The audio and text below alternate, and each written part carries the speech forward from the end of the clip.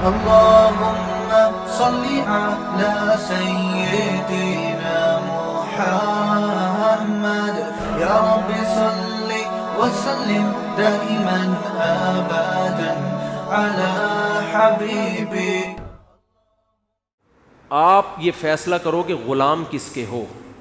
سمجھ رہے ہو؟ اللہ کے غلام ہوگے تو مخلوق کے حقوق اور اچھے ادا ہوں گے. اور عجیب بات بتاؤں، جو اللہ کی محبت میں، اللہ کی غلامی میں مخلوق کا حق ادا کرتا ہے، مخلوق کی طرف سے بھی اچھا رسپانس ملتا ہے اس کو.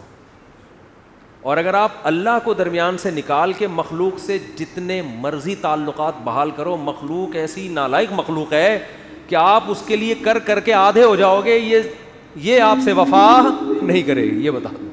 لوگ آئے دن شکایتیں آ رہی ہوتی ہیں، ہم اپنے بھائی سے اتنا اچھا سلوک کرتے ہیں لیکن ڈستا ہے وہ ہم کو. ہم نے تو یہ کیا، ہم نے تو یہ کیا، لیکن جب اس کی طرف سے موقع آیا تو وہ ہمارا ساتھ نہیں دیتا. میں ان سے کہتا ہوں آپ نے اللہ کے لیے کیا ہوتا تو یہ ٹینشن نہ ہوتی آپ کو. لوگ سب مفاد پر کسٹمر سے اچھے اخلاق سے بات کر رہا ہے تو کسٹمر کیا اس کا غلام بن جائے گا؟ ہے بھائی، کسٹمر کو پتا ہے اپنی پروڈکٹ اس نے مارکیٹ میں اس کا چورن اسی طرح بکے گا. ٹھیک ہے نا؟ دیکھو نا ہوٹلوں کے باہر لوگ کھڑے ہوتے ہیں، آئیے آئیے آئیے.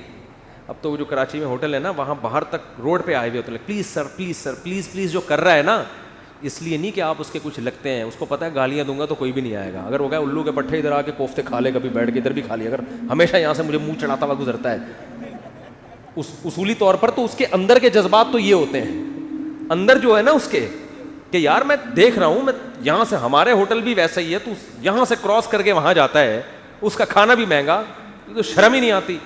دل اس کا چاہتا ہے گالیاں لکھ کے آپ کی گاڑی پہ لگا دے، لیکن وہ ایسے بات نہیں کرتا. وہ کہتا ہے سر پلیز آئیے نا، آئیے پلیز. آپ دھکا دیتے ہوئے گزر جاتے ہو، ذرا بھی غصہ نہیں کرتا، تیری ایسی کچھ بھی نہیں. لیکن اس اخلاق پہ آپ کے دل میں اس کی محبت کے اتنے سے بھی جذبات پیدا نہیں ہوتے. آپ کو پتہ ہے یہ مفاد پرستی کی دنیا ہے بھائی. جہاں اس کا مطلب ہوگا تو سر سر کرے گا، جہاں مطلب نہیں ہے. مجھے یاد ہے ایک دفعہ بائک میری پنچر ہو گئی، روز پنچر ہو رہی تھی، اور ایک ہی پنچر والے کے پاس جا کے رکتی ہر دوسرے دن. پتہ چلا اس کمبخت نے تھوڑا پیچھے کیلیں ڈالی ہوئی ہیں میرے روڈ. میں نے وہ کیلیں دیکھی، ویسے تھینک یو کر رہا ہے، آئیے سر آپ پھر آ گئے. کیلیں پیچھے ڈالی ہوئی ہیں اس نے. تو مفاد پرستی کی دنیا ہے. تو اگر اپنے گھروں میں سکون چاہتے ہو نا، اپنے بچوں کو اپنا غلام مت بناؤ. اپنے بچوں کو کس کا غلام بناؤ؟ اللہ. وہ اللہ کے بنیں گے تو آپ کے بھی بنیں گے. اپنی بیوی کو کس کا غلام بناؤ؟ اللہ کا. وہ اللہ کی بننے کے بعد آپ کی بنے گی غلام. عورت کو چاہیے اپنے شوہر کو کس کا غلام بنائے؟ اللہ کا. اللہ کا بنا دیا، آپ کے حقوق ادا کرے گا وہ. ہم ڈائریکٹ اپنا بنانے کی کوشش میں کسی کا بھی نہیں بننے دیتے. اس باپ چاہتا ہے میرا بچہ میرا بن کے رہے، تبھی باپ بہت سی جگہوں پر اس کو شریعت کے خلاف باتوں کا بھی آرڈر کر رہا ہوتا ہے. بچے کے دل میں لاشعوری طور پر یہ بات آتی ہے کہ میرے ابا مفاد پرست ہیں، یہ اپنا فائدہ چاہتے ہیں. تو جہاں انسان کے دل میں یہ آتی ہے پھر انسان لالچی ہو جاتا ہے. تو بہت ہی نیک شریف ہوگا تو پھر بھی حقوق تو ادا کرے گا وہ، لیکن اتنے نیک مارکیٹ میں شارٹ چل رہے ہیں وہ نہیں کرے گا. اور اگر آپ نے بچے کو اللہ کی غلامی سکھا دی اور آپ نے بولا بیٹا میں بھی کسی بات کا حکم دوں نا جو اللہ کے حکم کے خلاف ہو، میرے حکم کو دیوار پہ مار دینا، تو میں عجیب بات آپ کو بتاؤں، وہ آپ کی ایسی غلامی کرے گا اگر وہ اللہ کا بن گیا. کیونکہ اللہ نے سب سے زیادہ حق اپنے بات کس کا رکھا ہے؟ والدین. لیکن آپ اس کو جہاں شریعت کی بات آتی ہے نا، تو آپ نے اس کو یہ باور کرانا ہے کہ جیسے تمہیں میں شریعت کا پابند بنا رہا ہوں، خود بھی کیا کر رہا ہوں؟ بولو، شریعت کو فالو کر رہا ہوں. مثال دے دوں، ایک مثال ایک ہی آ رہی ہے مارکیٹ میں، تو اب کیا کریں، زیادہ تر یہی کیسز آ رہے ہیں نا، تو جو آ رہی ہے وہی مثال دوں گا نا، جو آ رہی ہے وہی مثال دوں گا. ماں باپ بچے کو میرے سامنے لا کے حدیثیں سناتے ہیں، دیکھو یہ میری بات نہیں مانتا، تو قرآن و حدیث میں کتنی ترغیب ہے کہ ابا کی مان کے چلو، ہے نا. تو میں کہتا ہوں قرآن و حدیث میں تو یہ بھی ہے کہ یہ کہہ رہے شادی کرو تو کرا دو اس کی شادی، ہے بھائی. یہ اپنے خرچے پہ کر رہا ہے، آپ کے خرچے پہ نہیں، کرا دو نا، کرنے دو. ابھی مفتی صاحب ابھی یہ باتیں ہوتی ہیں، اس عمر میں یہ باتیں ہوتی ہیں. بھائی اسلام تو کہہ رہا ہے کہ 14-15 سال کی عمر میں کیا ہو گیا؟ بالغ ہو گیا. تو اسلام تو اسی عمر میں ترغیب دے رہا ہے. تو بچہ جب دیکھتا ہے نا کہ ہمارے ابا کو بھی شریعت وہ والی چاہیے جو اپنی مرضی کی ہو، یہ چیزیں بچے نوٹ کر رہے ہوتے ہیں. ابا کو وہ والے حقوق چاہیے جس میں اماں ابا کی غلامی کریں. ابا کوئی رسپانسبلٹی اٹھانے کے لیے تیار نہیں ہے. گیس بجلی کا بل 6 مہینے پڑا رہتا ہے, امی ہماری ماموں سے ادھار لیتی ہیں, پھر بل جا کے جمع کراتی ہیں. ایسا ہو رہا ہے مارکیٹ میں, مائیں بیچاری ادھار لے لے کے گیس بجلی کے بل, بچوں کی تعلیم, میاں مکھنچو کچھ کر نہیں رہا, وہ صرف اولاد کے پر جو ماں باپ کے حقوق ہیں اس پہ تقریریں جا جا کے سنا رہا ہوتا ہے. تو پھر جب یہ منافقت والا حساب چلتا ہے, ہم تو پھر بھی اولاد کو کہتے ہیں بھائی جیسا, جب قرآن کہہ رہا ہے ماں باپ کافر بھی ہوں تو بھی مان کے چلو ان کی, ہم تو پھر بھی اولاد کو یہی ترغیب دیں گے, لیکن انسان کی یہ نیچر نہیں ہے, ذہنی طور پر وہ اس کام کے لیے تیار نہیں ہوتا. اور ایک خاندانی گڑبڑیں بھی خاندانی ہوتی ہیں بعض دفعہ, بہت اعلیٰ نسل کی گڑبڑیں. ایک بہت بڑی بدماشی گھروں میں یہ ہوتی ہے کہ بڑا بھائی اپنے باپ سے تمیز سے بات نہیں کرتا, لیکن جب چھوٹا اپنے بڑے بھائی سے بدتمیزی کرے تو بڑے بھائی کو بہت زیادہ غصہ آتا ہے. یہ بھی مارکیٹ میں ہول سیل کے حساب سے ہو رہا ہے. بڑے بھائی چھوٹے کو پتا ہے کہ میرے ابا جب میرے بڑے بھائی سے انکوائری کریں کہ کہاں سے آ رہا ہے تو بھائی کی پیشانی پہ کیا آتی ہیں, لکیریں. اس سے اس کے دل میں بھائی کی عظمت, بڑے بھائی کی عظمت ختم. پھر اب آپ یہ توقع کریں گے کہ چھوٹا بھائی بڑے کا احترام کرے, مارکیٹ میں ایسا نہیں ہوتا. یہ دماغ سے نکال دو. بڑے کو چاہیے, جو گھر میں سب سے بڑا ہے نا, اگر آپ میں کوئی ہے تو اپنے بڑوں کے سامنے بچ جاؤ بالکل, چھوٹوں کو دکھانے کے لیے. سمجھ رہے ہو کہ یار ابا غلط بھی کہہ رہے ہیں تو میں مانوں گا, اس لیے نہیں کہ غلط ہے صحیح ہے, بھائی ابا ہیں. دیکھو صحیح بات تو چھوٹے کی بھی مانی جاتی ہے نا. ابا کی ڈیفینیشن یہ ہے کہ وہ غلط بات بھی کریں تو کیا کر لو, ابا ہونے کی وجہ سے کیا کر لو, بولو نا, مان لو, تاکہ پتہ چلے کہ یہ دوست نہیں ہے بلکہ کیا ہے, یہ ابا ہیں. اماں غلط بات بھی کریں تو بڑے کو چاہیے کیا کر لیں, اچھا اماں ٹھیک ہے چلو مان لیتا ہوں, صحیح ہے. تو چھوٹے کے دل میں یہ ہوگا کہ ہمارے خاندان کی ایک پرمپرا یہی ہے کہ چھوٹے کیا کرتے ہیں, بڑوں کا احترام کرتے ہیں, تو وہ آپ کا بھی احترام کرے گا. تبھی تو میں لوگوں سے کہتا ہوں جلدی شادی کر کے جلدی بچے پیدا کیا کرو. اس کا فائدہ یہ ہوگا کہ آپ اپنے بچے جوان ہو چکے ہوں گے اور آپ اپنے ماں باپ کی ان بچوں کے سامنے خدمت کر کے دکھاؤ گے ان کو. سمجھ رہے ہو, پہلے ایسا ہوتا تھا کہ آپ کے والدین آپ کی موجودگی میں آپ کے دادا دادی نانا نانی کی خدمت کرتے تھے, ان کی کڑوی کسیلی برداشت کرتے تھے, ان کے آرام کا خیال کرتے تھے, جس سے آپ کے بچوں کو یہ ذہن بنتا تھا کہ بھائی ماں باپ کو ایسے پالا جاتا ہے. سمجھ رہے ہو, ماں باپ کو, تو وہ ذہنی طور پر تیار ہوتے تھے کہ ہمیں بھی اپنے ابا کو بڑھاپے میں ایسے ہی پالنا ہے. اب شادیاں اتنی دیر سے ہوتی ہیں کہ دادا بننے سے پہلے آپ کا انا للہ ہو چکا ہوتا ہے, اور آپ اپنے بچوں کے سامنے اپنے ماں باپ کی خدمت کے قابل رہتے. بچوں نے بہت تھوڑا ٹائم دیکھا ہوتا ہے, اس میں وہ اتنا سیکھتے نہیں ہیں. ہم نے اپنے خاندانوں میں دیکھا ہے اپنے بڑوں کو نا, اپنے والدین کی بے تحاشا خدمت کرتے ہوئے دیکھا ہے ہم نے کہ ان کی کڑوی تھپڑ برداشت کر رہے ہیں. باپ نے جو ہے نا بھری محفل میں بیٹے کے چانٹا مار دیا کھینچ کے تھپڑ, بیٹا ایک لفظ نہیں کہہ رہا, تو بیٹے کو یہ احساس ہوگا نا کہ میرا ابا اپنے باپ کا ایسا احترام کرتا ہے تو مجھے بھی اپنے باپ کا ایسے ہی احترام کرنا. انہوں نے دیکھا ہی نہیں ہوتا کہ ماں باپ کی خدمت ہوتی کیا ہے, کتابوں سے تھوڑی پتہ چلتا ہے. اگر ہر چیز انسان کتابوں سے سیکھتا تو قرآن کہتا کہ نبی کتاب دے کے چلے جائیں, بس آپ کا کام پورا. قرآن کہہ رہا ہے وَيُعَلِّمُهُمُ الْكِتَابَ, نبی کتاب سکھائیں گے, عمل کر کے دکھائیں گے, ایسے چلنا ہے اس پر. سمجھ میں نہیں آ رہی میرا خیال ہے بات, بہت مشکل ہے بات, عمل کر کے دکھانا پڑے گا. سخاوت پہ 100 بیانات کر لیں, بچے سخی نہیں بنیں گے. بچے سخی اس وقت بنیں گے جب باپ کو پیسہ لٹاتے ہوئے دیکھیں گے. وہ نہیں آ رہی یار, رہنے دو, ختم کرو بیان.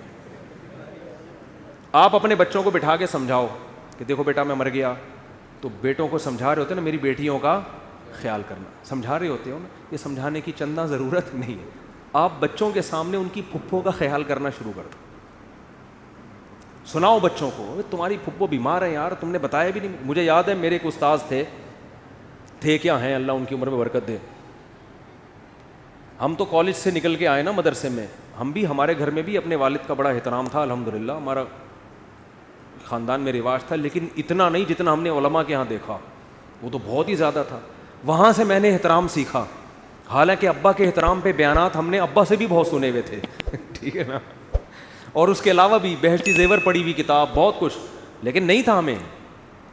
وجہ کیا؟ ہم نے اپنے دادا کو نہیں دیکھا کہ ہمارے ابا نے ہمارے دادا کی کیسے خدمت کی. ہمارے ابا بتاتے تھے کہ بیٹا ہم تو پنکھا لے کے اپنے والد صاحب کے سامنے بیٹھے رہتے. پہلے وہ ہاتھ والے پنکھے ہوتے تھے, گھنٹوں گھنٹوں ہوا دیتے تھے.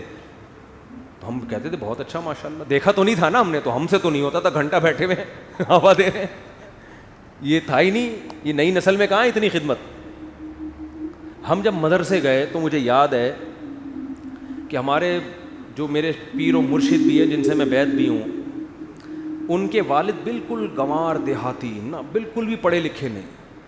وہ آئے ہوئے تھے وہیں رہنے کے لیے نا, تو وہیں مدرسے میں تھے وہ. تو ہم لوگ کہیں بیٹھے ہوئے مطالعہ کر رہے ہیں, تو وہ ان کے والد صاحب آئے اور ایسے ہی کارپیٹ پہ لیٹ گئے اور سو گئے. ہم نے کہا ٹھیک ہے بھائی, آرام کا دل چاہ رہا ہوگا. تو میں نے دیکھا ہمارے جو استاذ ہیں نا, جن کے وہ والد صاحب بغیر تکیے کے ایسے ہی لیٹے لیٹے سو گئے. ہمارے جب استاذ آئے نا, تو میں نے پہلی دفعہ ان کو غضبناک ہوتے ہوئے دیکھا. حالانکہ ہم نے ان کی خدمت میں, جو اپنے استاذ ہیں نا, کئی دفعہ ان کی خدمت میں ہم سے بہت کوتاہی ہوئی. انہوں نے میرے ذمہ کوئی کام لگایا, میں بھول گیا, نہیں کیا. کبھی غصہ نہیں ہوئے وہ, کبھی بھی نہیں ہوئے. مجھے ایک دفعہ انہوں نے کہا یہ کام کرو, ہمارے کھوپڑی سے نکل گیا. انہوں نے کہا بھائی میں نے آپ سے کہا تھا یہ کام کرو. میں نے کہا چلو سو, بس ختم. کبھی غصہ نہیں. لیکن جب انہوں نے دیکھا نا میرے والد صاحب بغیر تکیے کے سو رہے ہیں اور یہ میرے شاگرد یہاں مسٹنڈوں کی طرح بیٹھے ہوئے, اتنا غضبناک ہوئے کہ یار آپ کو میرے باپ کا خیال نہیں ہے, اتنا نہیں کر سکتے کہ اٹھ کے تکیہ لا. اتنا غضبناک ہوئے. اس وقت یہ چیز میرے دماغ میں انسٹال ہو گئی کہ یار باپ کا احترام. بولو. ہم نے کہا کبھی اپنی خدمت کی کوتاہی پر یہ ایسے غضبناک نہیں ہوئے, بلکہ اکثر تو اپنا کام خود ہی کر رہے ہوتے ہیں. اور باپ بھی کوئی عالم نہیں ہے, بالکل گنوار دیہاتی, اور یہ اتنے بڑے عالم مفتی, لیکن ان کو غصہ آیا. اس کے بعد ہمیں خیال ہوا کہ یار ہم نے تو اپنے ابا کو اتنی لفٹ, تکیے کا تو ہم خیر پوچھتے تھے, جوتے ووتے اٹھانے کا ہمارے یہاں رواج نہیں ہے, آج بھی نہیں ہے لوگوں میں رواج. ہمیں خیال, اچھا وہ اپنے والد صاحب جہاں جا رہے ہیں ان کی چپل اٹھا اٹھا کے آگے جا رہے ہیں. ہم نے کہا یار ہم نے تو اپنے ابا کی چپلوں کو کبھی ہاتھ بھی نہیں لگایا. تو مجھے یاد ہے کہ میں جب گھر آیا نا, اس جمعرات کو ہماری چھٹی ہوتی تھی, تو انہوں نے ہمیں ماں باپ کے حقوق بتائے نہیں, نہ سکھائے, کچھ بھی نہیں, کر کے دکھایا کہ یار یعنی باپ کی توہین برداشت نہیں ہو سکتی. مجھے یاد ہے کہ میں جمعرات کو گھر آتا تھا, میں مغرب کے بعد پہنچتا تھا, تو میں تھوڑا سستانے کے لیے نا لیٹ جاتا تھا. تو میں ایک کمرے میں لیٹا ہوا تھا, دور, ہمارا گھر بھی ماشاء اللہ بڑا تھا. تو گیٹ بجنے کی آواز آئی, مجھے آیا کہ میرے والد صاحب گیٹ سے گھر میں داخل ہو رہے ہیں. تو مجھے خیال ہوا کہ یار اب چپل اٹھاؤں گا تو ابا کہیں گے کچھ زیادہ ہی فری ہو رہا ہے. اچانک پتہ نہیں کیا ہو گیا. آہستہ آہستہ چپلوں تک بھی پہنچیں گے. فی الحال کم از کم ابا کے احترام میں پہلے سے اٹھ کے بیٹھ جاؤ, ایسا نہ ابا آئیں اور ہم کیا ہوں, لیٹے ہوئے ہوں. تو مجھے یاد ہے میں پہلے سے اٹھ کے کھڑا ہو گیا کہ یار والد صاحب جب آئیں تو میں بیٹھا ہوا بھی نہ ہوں, بلکہ اور میں بڑھ کے سلام کروں. اور اگلے ہی ہفتے ہمارے والد صاحب کا انتقال ہو گیا, اللہ ان کی مغفرت فرمائے. تو میں نے کہا چلو زندگی میں ایک دفعہ تو اس احترام کا اللہ نے موقع دے دیا جو ہم نے اپنی آنکھوں سے, ورنہ ہمارے یہاں یہ رواج اتنا بھی نہیں تھا کہ ابا آئیں اور ٹانگیں پھیلا کے یوں پڑے ہوئے ہیں, اتنے بدتمیز بھی نہیں تھے, لیکن اتنا بھی نہیں تھا کہ ابا بھی گیٹ سے داخل ہوں اور ہم احتراماً پہلے سے کھڑے ہو کر استقبال کریں. تو آپ کو بھی میں یہ عرض کر رہا ہوں کہ ہم نے بھی دیر سے شادی کی پہلی, ہمیں بھی پتہ ہی نہیں تھا نا, ہم ورنہ یہ منظر اپنے بچے کو دکھا رہے ہوتے. ٹھیک ہے دیکھو کھڑے ہو کر پہلے سے کیا کرنا ہے, ابا کا استقبال کرنا. تو ہم نے مدرسوں میں یہ اخلاق سیکھے ہیں. خدا کی قسم میں کالجوں کی برائی نہیں کر رہا, میں نے کالج کا ماحول بھی دیکھا ہے. کالج میں ہم بدتمیز بنتے جا رہے تھے روز. میں نہیں کہہ رہا کہ کالج خراب ہوتے ہیں, لیکن ہم بدتمیز بن رہے تھے. کالج کے زمانے میں بھی ہمیں ابا سے ڈانٹ پڑتی تھی, غلطیاں بھی ہوتی تھیں, سوری کرنے کی توفیق ہمیں, بٹ ڈانٹ سے بھی کافی ہے. مدرسے میں جانے کے بعد کبھی والد صاحب کی طرف سے ڈانٹ پڑی, غلط بھی پڑی, ہمیں پتہ ہے ہم ڈانٹ بنتی نہیں ہے, لیکن سوری کرنا ہم نے الحمدللہ سیکھ لیا تھا کہ اپنی غلطی نہیں بھی ہو تو ابا سے کیا کرنی ہے, سوری کرنی. اور ماں باپ کو یہ عمل اتنا پسند آتا ہے. کیا آپ کی سوچ ہوگی کہ آپ کی غلطی نہیں بھی ہے پھر بھی آپ کیا کر لیں, وہ ایسی دل سے دعائیں نکلتی ہیں نا ان کی کہ آپ کی سوچ ہوگی, ایسی دعائیں نکلتی ہیں. تو خیر پتہ نہیں کہاں سے کہاں بات چلی گئی, کیا کہہ رہا تھا میں, تو احترام تو وہ تو ایک الگ بات آ گئی نا. تو وہ استاذ غضبناک ہوئے تو وہ واقعہ آیا کہاں سے یہاں پہ؟ ہاں میں یس کر رہا تھا پریکٹیکل کر کے دکھانا پڑتا. تو آپ اگر اپنے بچوں کو سخی بنانا چاہتے ہو نا, ان کو گلک لے کے مت دو. جو گلک ہوتے ہیں نا, اس سے بچہ مال جمع کرنا سیکھے گا. بولو بیٹا تم تو عجیب آدمی ہو, تمہارا باپ زندہ ہے, تم یہ پیسے تمہیں کچھ ضرورت ہو تو بتا دینا ہم کو, یہ کیا پیسے جمع کر رہے ہو, خرچ کرو خرچ, سمجھ رہے ہو. اور اگر جمع کرنا ہی ہے صدقہ باکس بناؤ. کیا بناؤ؟ صدقے کے پیسے.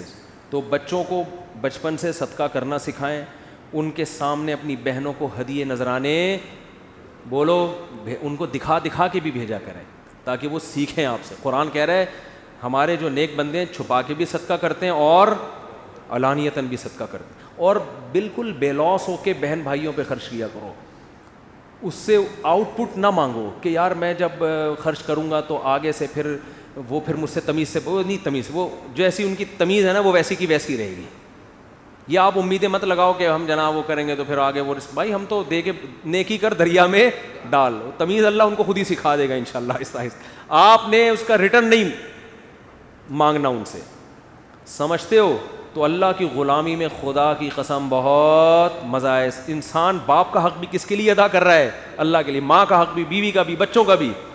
ایک آدمی مجھے کہنے لگا یار میں مرنے والا ہوں, تو یعنی عمر میری زیادہ ہو گئی, تو میں سوچ رہا ہوں میری بیوی کے نام مکان کر کے مر جاؤں, پتہ نہیں بیچاری روڈ پہ ہی نہ آ جائے کہیں. لیکن مجھے ڈر ہے میں نے دے دیا تو آنکھیں ہی سر پہ نہ رکھ لے ہے بھائی. تو میں نے کہا کیا کر لے گی زیادہ زیادہ؟ کہہ رہے ہیں گھر سے نکال دے گی. میں نے کہا اتنا پیسہ ہے کہیں اور چلے جاؤ. کہہ رہے ہیں ہاں چلا جاؤں گا. میں نے کہا دے دو یار, زیادہ زیادہ نکال دے گی نا گھر سے. اسی حال میں مر گئے وہ تو بیچاری کہ کوئی پوچھنے والا ہے نہیں. تو اللہ اجر دے دے گا قیامت کے دن. یا تو تمہارے پاس کوئی دوسری رہنے کی جگہ نہ ہوتی, پھر تم نکالتے, تم کہتے لو بھائی ہم کس پہ آ گئے, روڈ پہ. تمہارے کو اللہ نے اتنے وسائل دیے ہیں, کہیں اور چلے جانا, مسجد میں آ جانا, ادھر سو جانا. یہاں پہ گارڈ کا کمرہ ہے ہمارا, اس میں صرف کھٹمل کا پرابلم ہے, باقی کوئی پرابلم اس میں, لیکن وہ بھی کارپیٹ نکالا ہے تو سنا ہے کہ کھٹمل ختم ہو گئے اس. تو میں نے کہا لائف کو انجوائے کرو, اب دے دو بیچاری کو یار.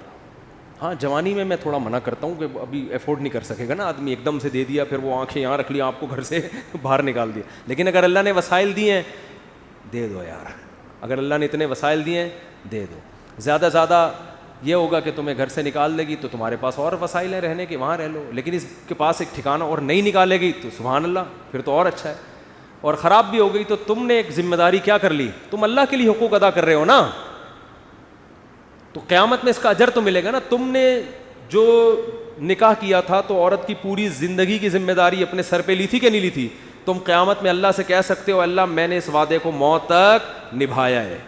کیا خاندانی اسٹائل ہوگا جب انسان اللہ کے سامنے کھڑا ہوگا, اے اللہ میرے ذمے کسی کا حق نہیں ہے, میں نے بچوں کے حقوق بھی, بیوی کے بھی, ماں باپ کے بھی ادا کیے, اب انہوں نے اگر میرا حق نہیں دیا تو یہ میرا ہیڈک نہیں ہے, یہ کس کا ہیڈک ہے؟ بولو ان کا. حدیث میں آتا ہے, بس ایک حدیث سنا کے بیان ختم کرتا ہوں. ایک صحابی نے کہا یا رسول اللہ میں اپنے بھائی سے اچھا سلوک کرتا ہوں مگر وہ پھر بھی بد کلامی کرتا ہے. تو آپ نے فرمایا اگر تم سچ کہہ رہے ہو تو حدیث کا مفہوم ہے تم تو جنت کما رہے ہو صلہ رحمی کر کے, اور وہ اپنے لیے جہنم کی آگ کے ٹکڑے جمع کر رہا ہے. تو ایسی عورت کو اللہ خود ہی انتقام لے لے گا اس سے. تو اس لیے اللہ کے لیے دوسروں کے حقوق ادا کریں, اس میں بالکل بے لوس ہو کے, سمجھ رہے ہو, اس کا اپنا مزہ ہے کیونکہ جس کے لیے کر رہے ہیں وہ بہرحال ہمیں دیکھ رہا ہے. ایک اور مثال دے دوں, آپ کو کسی سے عشق ہو جائے اور اس کی وجہ سے آپ پٹ رہے ہو, تو اس پٹائی میں تکلیف اس صورت میں ہوگی جب آپ کو پتہ ہے کہ معشوقہ دیکھ نہیں رہی, پھر ایک ایک تھپڑ بہت زور سے لگے گا. لیکن آپ کو پتہ ہے جس کے لیے پٹ رہا ہوں وہ محبوب مجھے کھڑکی سے دیکھ رہا ہے, تو ہر تھپڑ میں مزہ آئے گا کہ نہیں آئے گا؟ کو پتہ ہے میری ویلیو بڑھ رہی ہے کہ یار میرا عاشق میرے لیے اتنی قربانی دے رہا ہے, تو آپ کا دل چاہے گا اور رکھ رکھ کے مارو, ٹھیک ہے نا, اور رکھ رکھ کے مارو. تو جب انسان کو اللہ سے محبت ہوتی ہے تو وہ اس کے لیے سب کچھ کر رہا ہے, آگے سے آزمائشیں آ رہی ہیں تو وہ کہتا ہے یار جس کے لیے کر رہے ہیں وہ ان آزمائشوں کو دیکھ رہا ہے. تو اس میں بھی ایک لذت رکھی ہے اللہ نے. اور اگر اللہ کو درمیان سے نکال دو گے او بھائی مخلوق بڑی ٹیڑھی ہے, صحیح بتا دوں مخلوق کیا ہے, یہ بڑی ٹیڑھی آڑی ترچھی ہے, اس کے لیے دن رات کرتے رہو, انہوں نے کیڑے ہی نکالنے ہیں. ابھی وہ ایک جیسے وہ سیاسی لیڈر ایک دوسرے کے کیڑے نکالتے رہتے ہیں نا, ایک وزیر اعظم کا اچھا بیان ہوگا، اس میں کیڑا نکالنا ہے، برا بیان تو ویسے ہی کیڑا ہی، وہ تو بیان ہی کیڑا ہے ٹھیک ہے نا. اب وزیر اعظم نے کچھ غلط باتیں بھی کی ہیں، ہم اس کو نہیں اپریشیٹ کرتے بھائی، وہ تو غلط ہے، اور کچھ اچھی باتیں بھی کی ہیں، تو غلط کو غلط کہو لیکن اچھے کو اچھا کہو. لیکن جو مخالفین ہوں گے اچھے کو بھی غلط اور غلط کو تو ویسے ہی غلط، اور اپنے لیڈر کی غلط کو بھی صحیح اور صحیح کو تو ویسے ہی صحیح. یہ مخلوق یہی چل رہی ہے مارکیٹ میں. اس لیے الو کس سیدھا کرنا ہے، کس کے سامنے صحیح بن کے رہنا ہے، اللہ کے ساتھ. اس میں مزہ ہے، لطف ہے. اللہ عمل کی توفیق عطا فرمائے.